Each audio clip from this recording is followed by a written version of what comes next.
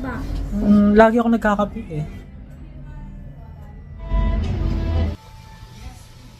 So, iyan na siya. After 3 months, oo, guys.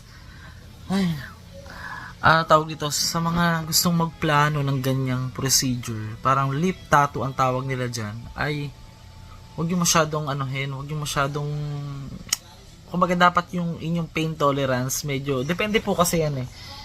Dapat maano yung inyong pain tolerance pagdating po sa pagtutusok-tusok kasi mararamdaman mo talaga, not totally yung sobrang hapde, pero mafe-feel mo talaga siya na meron talagang umaano. Tapos lalo na pag pinapahiran na siya ng anesthesia, mararamdaman mo pumapasok talaga sa loob ng skin o ng lips mo yung pinaka. Pero tignan mo naman guys, oh, ang laki na ng difference do sa before.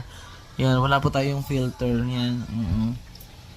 So, i-correct niya lang, ipapantay niya yung kulay niya. Tapos depende sa inyong kulay kung gusto niya ng mas darker, mas natural. Kasi yung sa akin natural lang ang pinaano ko. Kasi hindi naman ako maputing tao, hindi naman ako ano. Pero pwede naman din para pag nag-fade, medyo matagal siya. Kung gusto niyo ng ano. Kasi sa akin, ang nangyari, parang naging parang maputla in the end. Kasi which is, kailangan ko pa minsan maglagay ng lip balm or ano para medyo mabuhay yung kulay ng lips. So, ayan yung nakikita nyo, wala po akong suot ng mga makeup or ng mga mga nilalagay sa lips. So, gusto ko rin kasi mag-focus sa skincare ko. Oo. Abangan nyo po yung mga i-upload kong video. Isasama ko rin po dito yung iba na yung pagpapadrip ko. Yan. Para po maging representable. Wow. Kahit nakikita tayo ng fans minsan sa niisip nila, ay, si Master Galaboy, minsan kinukonfirm pa nila kasi nga, hindi pa ako mahilig mag-ayos ng sarili. So, ngayon ko palang naisip na, ay, baka it's time, oo, na mag-focus tayo sa health natin. Kasi, lalong-lalo na lagi akong tutok sa camera, lagi niyo akong nakikita. Kasi sabi mong yung mga vlog natin is more on cemeteries na kailangan natin mag-invest sa sarili natin para maging presentable o mas maganda pa yung kalalabasan ng ating life, or kung ano yung nakikita nyo sa akin sa personal, makita nyo rin ako sa camera na hindi naman gano'n nalalayo yung itsura ko, di ba? Kaya hindi masama na mag-enhance ka, pagandahin mo or paanohin mo yung sarili mo, enhance mo yung sarili mo para pero nagbabalak na rin ako na magpaano eh. Maraming gustong anuhin sa mukha ko, pero kailangan talaga mag-focus tayo sa mga vlog muna, mga content. Saka na yung mga na yan, madali na yan. So, yun guys. Sana mag-enjoy kayo sa buong video ito. Panoorin nyo mabuti. At maka-inspire din ako sa inyo dyan na gusto nyo maging, kahit pa paano maano naman yung life natin, mag-iba-iba naman, di ba? Yung takbo ng ating life. Sakto lang. Nagkape ka ba? Lagi ako nagkakape eh. Nagkape ka ngayon? Nakailan ka ngayon?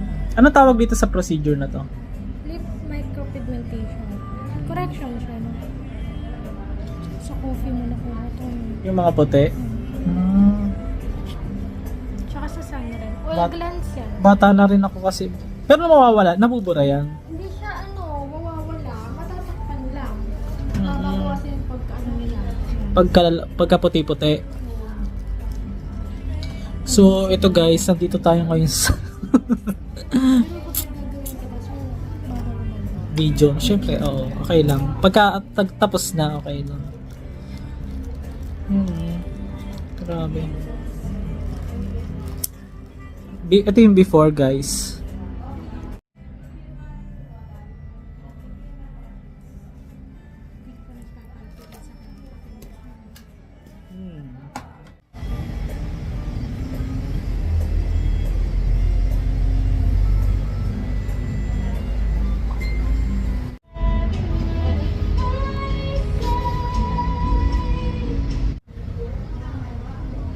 Sige, saglit lang. 1 minute.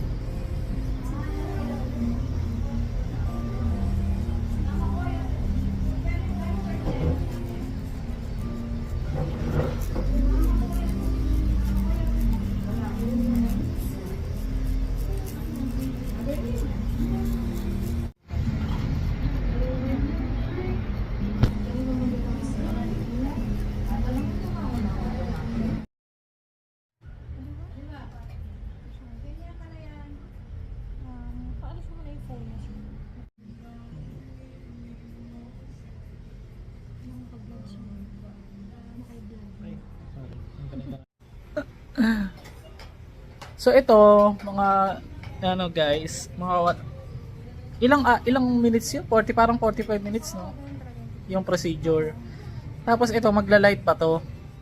Tapos parang kang may nakikita mo pasa-pasa na na. Oo, mga, tapos ilang araw to? Bago magbalat? Third day.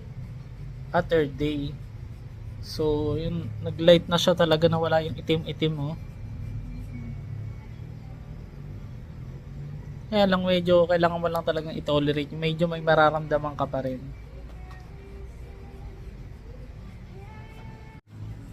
Pakiramdam.